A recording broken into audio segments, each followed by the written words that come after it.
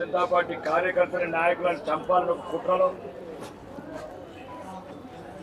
రెండోది ఇక్కడ కూడా ఢిల్లీ లాగా ఏదైతే ఢిల్లీని అలజడిగా చేశారో ప్రపంచ పటంలో ఈరోజు నరేంద్ర మోడీ గారి నాయకత్వంలో భారతీయ జనతా పార్టీ ఆధ్వర్యంలో ఈరోజు దేశం ముందుకెళ్తున్నది. వికసిత భారత సమయంలో రాహుల్ గాంధీ, ప్రియాంక గాంధీ విదేశీ శక్తుల కుట్రలో ఒక పావులై ఈ దేశానికి చెడ్డ పేరు తేవడానికి నిన్న చేసిన పనుల వల్ల ఈరోజు మేము నిరసన తెలపడానికి మా భారతీయ జనతా పార్టీ అధ్యక్షుడు రామచంద్రరావు గారి పిలుపు మేరకు శాంతియుతంగా చేసే సందర్భంలో ఒకవైపేమో కాంగ్రెస్ శ్రేణులకు ఇక్కడి నుంచి లోక్ భవన్ వరకు ఎటువంటి ఆటంకాలు లేకుండా 5 స్టార్ ప్రోటోకాల్స్ ఇచ్చి పోలీసులు ఇక్కడనేమో మమ్మల్ని అన్యాయంగా దారుణంగా మా కార్యకర్తలని మాతో పాటు జర్నలిస్టులు చూడకుండా రాళ్లతో కూడా.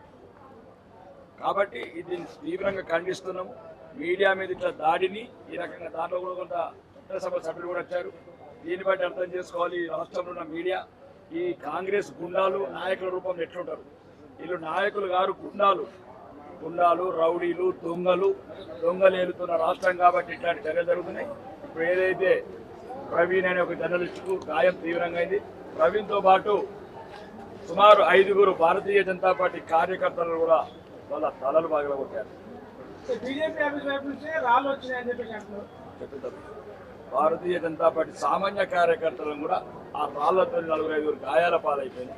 కాబట్టి దీన్ని తీవ్రంగా ఖండిస్తున్నాం. జర్నలిస్టుల పట్ల ఈ జర్నలిస్టు మీద జరిగిన దాడికి భారతీయ జనతా పార్టీ అన్ని రకాలుగా కాంగ్రెస్ నాయకులందరేమో బీజేపీ వాళ్ళే రాళ్ళు వేశారు, బీజేపీ వాళ్ళే దాడులు చేశారని చెప్పి అంటారు. ఇప్పుడు కాంగ్రెస్ వాళ్ళు భారతీయ జనతా పార్టీ ఆఫీస్ దగ్గరికి వచ్చారా, భారతీయ జనతా పార్టీ అక్కడ రాళ్ళతో కొట్టారా గాంధీ భవన్. ఇప్పుడు మీరు మీడియా మిత్రులు దయచేసి మీరైనా స్వతంత్రంగా ఉన్నది. ఆ పోలీసులు లాగా అమ్ముడు పోతే మేమేం చేస్తాం? స్వాతంత్రంగా ఉండదు. అదే అంటున్నాను. రాళ్ళతో తప్ప మాకే తప్పుతున్నాయి, మా పక్కన నీకు తప్ప. ఇప్పుడు మనం ఉన్నాము, రాళ్ళు కలిసి మీతో తగ్గుతాయి, మాకు తగ్గుతాయి. కాబట్టి న్యాయం వైపు ఉన్నారు కాబట్టి, ధర్మం వైపు ఉన్నారు కాబట్టి ఎట్టి పరిస్థితుల్లో పెద్దాన్ని ఎదుర్కొంటే మాతో పాటు మీరు కూడా ఎదుర్కొంటే మీకు అన్ని రకాలుగా అండదండలు ఉంటాం. అంటే వీళ్ళు వచ్చి అన్న ఇప్పుడు కాంగ్రెస్ వాళ్ళు పరామర్శకు వస్తున్నారు, బీజేపీ వాళ్ళు పరామర్శకు వస్తున్నారు. వాళ్ళు మీ మీద చెప్తున్నారు, మీరు వాళ్ళ మీద చెప్తున్నారు. మధ్యలో నలిగిపోయేది ఇప్పుడు ఒక జర్నలిస్ట్ అని కాకుండా విచక్షణ కోల్పోయి ఈ దాడులకు పాల్గొన్నారు. ఈ సంస్కృతిని గాంధీ భవన్ మీద దాడి చేసామా, రేవంత్ రెడ్డి ఇంటి దగ్గర దాడి చేసామా, పిసిసి అధ్యక్షుడు మహేష్ కుమార్ గౌడ్ గారి దాడి చేసామా, వాళ్ళు గుండాలు రౌడీలు పోలీసుల మద్దతుతో దొంగల్లాగా మా పార్టీ మీద దాడి చేశారు, మా కార్యకర్తల మీద దాడి చేశారు, అడ్డొచ్చిన జర్నలిస్టు మిత్రుల మీద దాడి చేశారు. కొద్దిగా మీరు లాజిక్ సింక్ కావాలి కదా. మేము రాళ్ళు తీసుకొని గాంధీ భవన్ దాడి చేస్తేనేమో మేము దాడి చేసినాం. వాడొచ్చి రౌడీలు గుండాలు నాయకులు పోలీసుల మద్దతుతో ఇది డీజీపీ గారు పేషరతుగా క్షమాపణ చెప్పాలని నేను చెప్తున్నాం.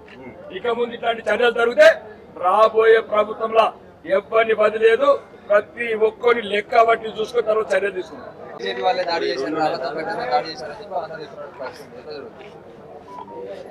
అక్కడ మనకి క్లియర్ గా తెలుస్తుంది, రాళ్లు పట్టుకొని వచ్చింది కాంగ్రెస్ పార్టీ నాయకులు. అది అందులో ఎటువంటి అనుమానం లేదు. వాళ్ళు బీజేపీ నాయకుల్ని కార్యకర్తల మీద రాళ్లు వేయడానికి ప్రయత్నం చేశారనే విషయం తెలుసు. ఆల్రెడీ స్టేట్ ఆఫీస్ లో కూడా కాంగ్రెస్ వాళ్ళు రాళ్లు వేశారు. అంటే రాళ్ళు ఎవరు తెచ్చినట్టు ఇక్కడికి? కాంగ్రెస్ పార్టీ వాళ్ళు రాళ్ళు తీసుకొచ్చారు. భారతీయ జనతా పార్టీ వాళ్ళు తేలేదు కదా, మేమైతే వెళ్ళలేదు, వాళ్ళే మా దగ్గరికి వచ్చారు. సో దాంట్లో భాగంగా వాళ్ళు ఎవరు దొరికితే వాళ్ళ మీద రాళ్ళు చుడుతున్నారు తప్ప అక్కడ చిన్నపిల్లలు ఉన్నారా, పెద్దవాళ్ళు ఉన్నారా, మీడియా వాళ్ళు ఉన్నారా, ఎవరున్నారని ఆలోచన, common sense, minimum common sense కూడా లేకుండా రౌడీ రాజకీయం చేస్తున్నారు, గూండా రాజకీయం చేస్తున్నారు వీళ్ళు. అంటే ఇది మనం ఎక్కడున్నాం, ఏ రాజ్యంలో ఉన్నాం? మనం రౌడీ రాజ్యంలో బతుకుతున్నాం. ఆ పాలన ఇట్లా నడుస్తుంది. అంటే మేము మా పార్టీ ఆఫీస్ నుంచి ఒక అడుగు బయటకు పెట్టాలంటే బార్ కోడ్లు వేస్తారు, పెద్ద పెద్ద తాళ్లు కడతారు, వ్యాన్లు పెడతారు. ఏదో మేము ఉగ్రవాదులాగా అంతమంది పోలీసులు పెట్టి మమ్మల్ని ఆపారే. మరి వాళ్ళు అక్కడి నుంచి గాంధీ భవన్ నుంచి మా పార్టీ ఆఫీస్కి వచ్చినప్పుడు ఎందుకు అలా ఆపలేదు అన్నది మా ప్రశ్న ఇక్కడ. మరి వాళ్ళు ఆపాలి కదా, మమ్మల్ని ఎట్లా అయితే వాళ్ళు ఆపారో అదే విధంగా గాంధీ భవన్ లో ఉన్న వాళ్ళ కార్యకర్తలు అవ్వచ్చు, వాళ్ళ నాయకులు అవ్వచ్చు, మా సైడ్ రాకుండా పోలీస్ వ్యవస్థ ఎందుకు ఆపట్లేదు? వాళ్ళకి వర్తించవా రూల్స్? ఓన్లీ భారతీయ జనతా పార్టీకి రూల్స్ వర్తిస్తాయా? కాదు కదా. మరి వాళ్ళకు కూడా వర్తించాలి కదా. మరి ఎందుకు వర్తించలేదు? వాళ్ళు ఎందుకు లోపలికి రానిచ్చారు? అంటే పోలీస్ వ్యవస్థ కూడా ఈ కాంగ్రెస్ పార్టీ నిమ్మకి నీరెత్తినట్టు ఎలా అయితే ఉంటుందో అదే విధంగా వీళ్ళు కూడా పట్టించుకోకుండా వ్యవస్థ కాంగ్రెస్ పార్టీ ఏం చేసినా కూడా అన్ని కరెక్ట్ వాళ్ళ దృష్టిలో. రాళ్ళు ఇచ్చి కొట్టినా కరెక్ట్, కర్రలు ఇచ్చి కొట్టినా కరెక్ట్, కత్తి పట్టుకొని పొడి చేసినా కూడా కాంగ్రెస్ పార్టీ చేసేది కరెక్ట్ అని మీరందరూ అనుకోవాలని చెప్పి వాళ్ళు ఈరోజు చేస్తున్నారు. అంటే ఎలాంటి దేశవ్యాప్తంగా అటు నీటి విద్యార్థులందరూ ధర్మేంద్ర ప్రధాన్ కేంద్ర విద్యాశాఖకు రాజీనామా చేయాలని చెప్పి ప్రొటెస్ట్ చేస్తారు. దాన్ని దారి మళ్లించేందుకు ఇది కాంగ్రెస్ బీజేపీ రెండు నాటమాట అని చెప్పి విద్యార్థులు మాట్లాడుతున్నారు. సాంప్రదాయాన్ని బీజేపీ ప్రేరేపిస్తున్నారని పెద్ద ఎత్తున వాదన వస్తుంది. మరి రాళ్ళ సాంప్రదాయాన్ని వాళ్ళు ప్రేరేపిస్తున్నప్పుడు అంటే మేము అప్పట్లాగే గాంధీ ఒక చెంప మీద కొడితే ఇంకో చెంప చూపించమంటారా చెప్పండి? అలా చూపించా ఇప్పటికీ కూడా ఈ కాలంలో కూడా నువ్వు కొడితే కొట్టు ఇంకొక చెంప చూపిస్తావని మనం అడగలేం కదా.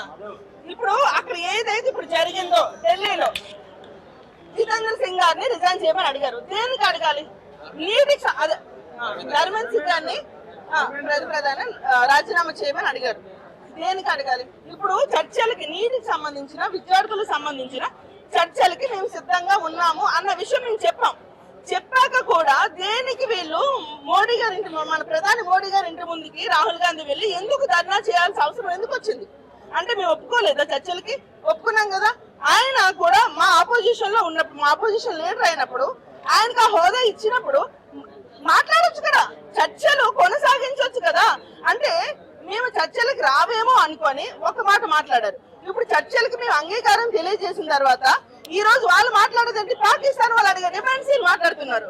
అంటే ఇది కేవలం రౌడీ రాజకీయం చేయడానికి ఏదో ఒక రకంగా భారతీయ జనతా పార్టీని ప్రజల్లో లీడర్ చూపించాలి అని ఒక ఆలోచనతో ఆ రోజు రాహుల్ గాంధీ చేసే పని అనేది మనకు ప్రతి ఒక్కరికి క్లియర్ గా మీకు అర్థమవుతుందో లేదో కానీ మాకైతే చాలా క్లియర్ గా అర్థమవుతుంది.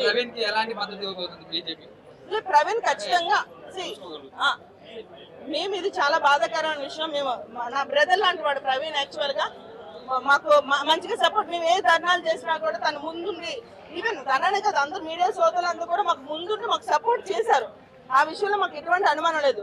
ఖచ్చితంగా ప్రవీణ్ కి ఏం కావాలో హెల్ప్ అనేది మేము ఖచ్చితంగా మేము చేసుకుంటాం. అందులో ఎటువంటి అనుమానం మీకు వద్దని నేను మీకు చెప్తున్నాను. ఎందుకంటే is like my brother.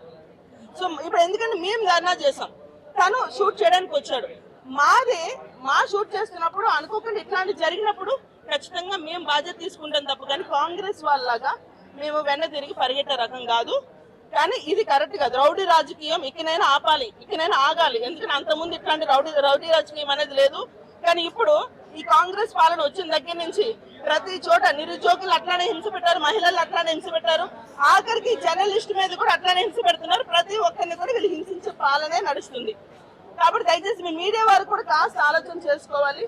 Congress party వాళ్ళు ఎంతసేపు కూడా వాళ్ళ కోసం వాళ్ళు ఆలోచిస్తారు తప్ప ప్రజల కోసం వాళ్ళు ఆలోచించే పరిస్థితి అనేది లేదు అన్నది మేము వినిపించుకుంటున్నాం.